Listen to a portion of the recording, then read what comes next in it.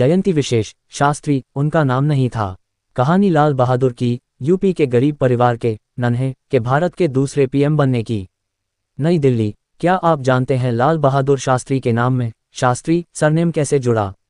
आज 2 अक्टूबर को लाल बहादुर शास्त्री जयंती पर पढ़िए भारत के दूसरे प्रधानमंत्री की कहानी। 2 अक्टूबर को पूरा देश गांधी जयंती मना रहा होता है।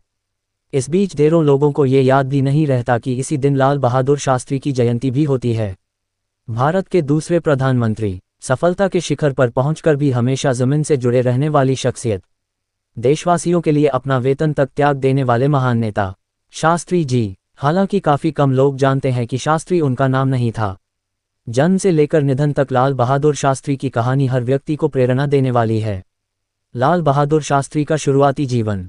लाल बहादुर शास्त्री का जन्म 2 अक्टूबर 1904 को उत्तर प्रदेश में वाराणसी से थोड़ी दूरी पर बसे एक छोटे से शहर मुगलसराय में हुआ था।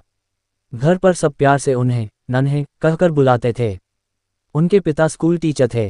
नन्हे महज 1.5 साल के थे जब उनके पिता का निधन हो गया।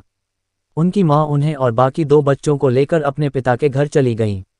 लाल बहादुर शास्त्री की शिक्षा। लाल बहादुर एक बेहद गरीब परिवार से आते थे। छोटे शहर में ही छोटे से स्कूल में उनकी शुरुआती पढ़ाई लिखाई हुई। ये बहुत खास नहीं थी। फिर हाई स्कूल की पढ़ाई के लिए उन्हें वाराणसी में उनके अंकल के पास भेज दिया गया। पहनने के लिए जूते नहीं होते तो नन्हे कई किमी स्कूल नंगे पैर पैदल ही जाते। चिलचिलाती गर्मी में भी महात्मा गांधी से प्रभावित थे शास्त्री जी। भारत के राजाओं, शाही रियासतों द्वारा देश में ब्रिटिश हुकूमत को मिल रहे समर्थन की गांधी जी ने खिलाफत की थी। उनके इस कदम से नौजवान शास्त्री जी बेहद प्रभावित हुए। बढ़ती उम्र के साथ लाल बहादुर का रुचि देश के स्वतंत्रता संग्राम में बढ़ती गई। वे सिर्फ 11 साल के थे जब उनके मन में देश के लिए लड़ने की भावना जागने लगी थी। स्वतंत्रता संग्राम में शास्त्री जी की एंट्री। शास्त्री जी की उम्र 16 वर्ष थी जब गांधी जी ने असहयोग आंदोलन के लिए देशवासियों का आह्वान किया। बस फिर क्या था, शास्त्री जी ने पढ़ाई छोड़कर महात्मा गांधी के आंदोलन में जाने का मन बना लिया।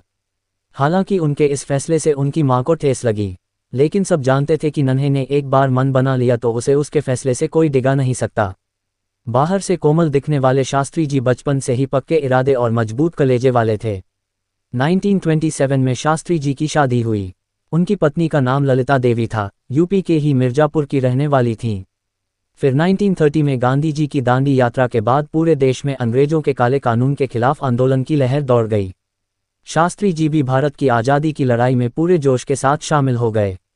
कई कैंपेन्स की अगुवाई की। नतीजा कुल मिलाकर करीब 7 साल अंग्रेजों की जेलों में रहे। नाम में कैसे जुड़ा शास्त्री? लाल बहादुर नाम के साथ नन्हे ने वाराणसी में काशी विद्यापीठ ज्वाइन किया था। ये उन राष्ट्रीय संस्थानों में से एक था जिसे ब्रिटिश राज के विरोध में स्थापित किया गया था। यहाँ लाल बहादुर देश के कई बुद्धिजीवियों के संपर्क में आए, उनसे प्रभावित हुए। फिलॉसफी एंड एथिक्स की पढ़ाई की। इस संस्थान से उन्हें बैचलर डिग्री के तौर पर शास्त्री की उपाधि मिली। लेकिन ये लोगों के दिल दिमाग में इस तरह घर कर गया कि लाल बहादुर के नाम में शास्त्री सरनेम हमेशा के लिए जुड़ गया। शास्त्री जी कैसे बने आज़ाद भारत की सरकार का हिस्सा? स्वतंत्रता संग्राम में लाल बहादुर शास्त्री की भूमिका ने उन्हें एक लोकप्रिय नेता बना दिया था। फिर जब भारत की आज़ादी से ठीक पहले 1946 में कांग्रेस की सरकार बनी, तब उन्हें अहम भूमिका के लिए आमंत्रित किया गया। उन्हें उनके गृह राज्य उत्तर प्रदेश का संसदीय सचिव बनाया गया। फिर जल्दी ही वो वहां गृह मंत्री बने। 1951 में शास्त्री जी दिल्ली पहुंचे और केंद्रीय मंत्रिमंडल में अहम कई पद संभाले, जैसे रेल मंत्री, वाणिज्य एवं उद्योग मंत्री, परिवहन एवं संचार मंत्री, गृह मंत्री। जब पंडित जवाहरलाल नेहरू बीमार थे, तब शास्त्री जी को बिना किसी पोर्टफोलियो का मिनिस्टर बनाया गया था। प्रधानमंत्री लाल बहादुर शास्त्री।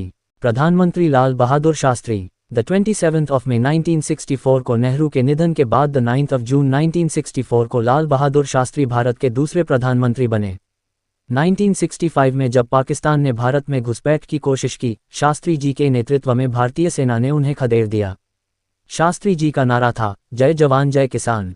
तब भारत पाकिस्तान युद्ध के दौरान जब शास्त्री जी को पता चला कि कई लोगों को रोज खाना नहीं मिल पा रहा है, तब उन्होंने अपना पीएम का वेतन लेना बंद कर दिया और उसे देशवासियों के हित में लगाना उचित समझा। हालांकि बतौर प्रधानमंत्री लाल बहादुर शास्त्री ज्यादा समय तक देश की सेवा नहीं कर सके। पीएम बनने के सिर्फ 19 महीने बाद ही 11 जनवरी 1966 को ताशकंद में हार्ट अटैक से उनका निधन हो गया।